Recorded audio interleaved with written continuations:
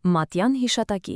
գրող, հրապարակախոս, հասարակական գործիչ, Սփյուռքը Հայաստանին կամրջող ամենաազդեցիկ ու ականավոր հայերից մեկի Երմանդ Ազատյանի մահից 3 տարի անց հրատարակվել է նրան նվիրված ժողովածու։ Գրքի շնորհանդեսը տեղի ունեցավ Թեքեյան կենտրոնում։ Սա միայն շնորհանդես չէ, այլ հիշատակի օր, հիշատակելու օր մեր աննման ընկերոջ։ Իսկապես մեծ կորուստ ունեցավ։ Եվ ընկերական շրջանակը, և Թեքեյան մշակութային միությունը, և Ռամկավար ազատական լուսահոգությունը, և հայոց մամուլը։ Մատյան հիշատակի գրքի շնորհանդեսին ցուցադրվեց Երվանդ Ազատյանի կյանքն ու գործունեությունը ներկայացնող հայրենիքի և Սփյուռքի միջև փաստավավերագրական ֆիլմը, որը նույնպես նվիրված է մեծ հայի հիշատակին։ Պարտականություն ունեմ ձեզ փոխանցելու Ղեկավար Հայրապետի բարեմաղթանքներն ու օգնությունները այն հաստատ համոզումով, որ ներկայիս փորձությունները պիտի հաղթահարենք և հաղթանակած դուրս գանք հոգեմարմնավոր այս պատերազմից։ Գիտեք, իսկապես անփոխարինելի մարդիկ չկան, ասում են, բայց անգամ այս ֆիլմը ցույց է տալիս, որ հսկայածավալության մեջ պարոն Ազատյանի կյանքի մեջ կար բովանդակություն և իմաստություն։ Իմ կարծիքով իր առավելությունը շատ հստակ էր, կապված էր ամուր հայրենիքին, էջմիածնասեր էր, եկեղեցասեր, և իր ուժը զորությունը ստանում էր հայոց հողից ու ջրից։ Երվանդ Ազատյանը Բեյրութում հիմնադրել է «Զարթոնք» սպորտ շաբաթաթերթը, Կահիրեում «Արև» օրաթերթի խմբագիրն է եղել, Բոստոնում պայքարի վարիչ տնօրենը, Armenian Mirror Spectator-ի սյունակագիրն ու խմբագիրը, Մոնրեալի «Ապագա» շաբաթաթերթի,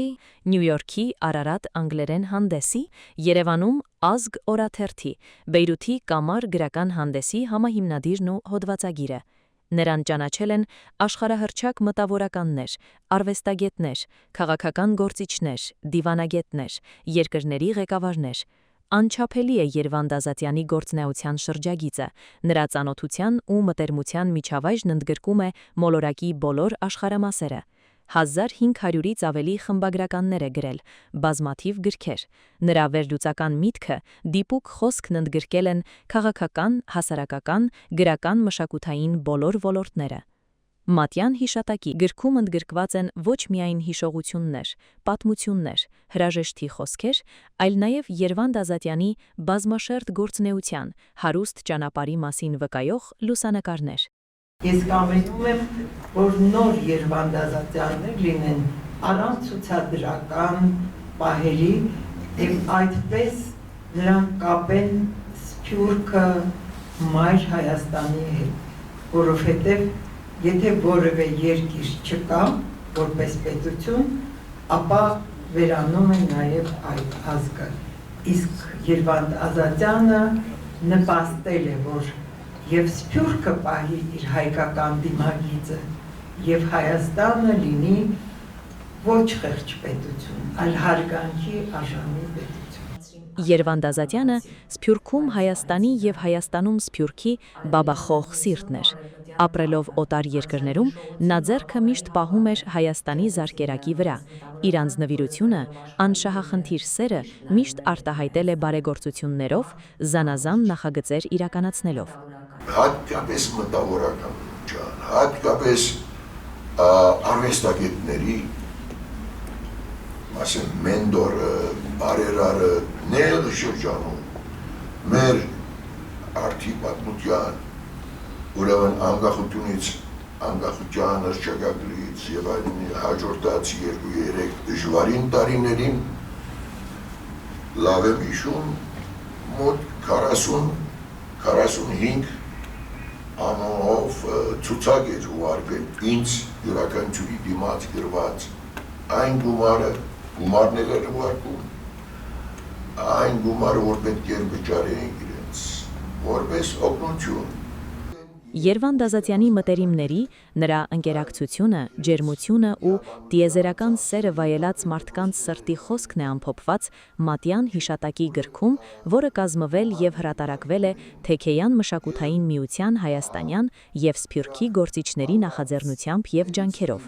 Այն հարգանքի տուրք է, նվիրումի ու գնահատանքի արտահայտություն, որով հոդվածագիրները, ցավակցագրերի հեղինակները հրաժեշտի խոսք են ասել մեծ հային, անվանի մտավորականին, բայց այդ խոսքը ցավով չի թաթախված, այլ լուսավոր, բարի, ջերմ հիշողություններով, Երվանդ Ազատյանի պատգամներով, Հայաստանը մանրամասնորեն սիրող ու ճանաչող նրա տեսակով։ Նոր ժամանակներում Երվանդ Ազատյանը եւ խոսքով եւ գործով կատարած իր գրությունները ամենտեղ Հայաստանը ներկա է, ինքը ապրում է Հայաստանի հոգսերով, գիտի ամեն բան ամենայն մանրամասնությամբ։ Առնվազն շաբաթը մեկ անգամ հեռացայնում էր, ես էլ էի հեռացայնում, Ամերիկան եւ Կանադան ձրի է, այսպես ասած, եւ մեր զրույցները ժամից ավելի էին տևում, 1 ժամ, 2 ժամ հարցնում էր ամենայն մանրամասնությամբ, ամենատարբեր բաների մասին, գրականության, մշակույթի, արվեստի, մարդը ապրում էր դրանով, մարդը ապրում էր Հայաստանում, այդպիսի երկրորդ սփյուռք աղա ես չեմ տեսել, ես չգիտեմ գուցե կա, ես չեմ ճանաչում, նա բացառիկ սեր ուներ Հայաստանի հանդեպ եւ իր հեռացումով մենք կորցրեցինք մեծ բարեկամի։ Երվանդ Ազատյանի անվան հետ են կապվում բազմաթիվ հայանպաստ ծրագրեր։ Նա ղեկավարել է ազգային հերոս Ալեք Մանուկյանի գրասենյակը։ Երվանդ Ազատյանը Ալեք Մանուկյանի հետ բառացիորեն փրկել է Երուսաղեմի հայոց պատրիարքության մատենադարանից գողացված եւ Սոդբիս աճորդում վաճառվող հայկական ձեռագրերն ու Թորոս Ռոսլինի 5-6 նկարները։ Բազմաթիվ են այսպիսի պատմությունները, որոնք պատիվ կբերեր յուրաքանչյուրին, բայց նա ամեն ինչ անում էր աննկատ, առանց իր բարի գործերի մասին խոսելու, ակնարկելու, նրա համար կարևորը արդյունքն էր, ոչ թե իր անունը։ Երվանդ Ազատյանի նվիրվածությունը Հայաստանին, հայկական Սփյուռքին, համայն հայությանը մեկ անուն ունի՝ լուռ սեր։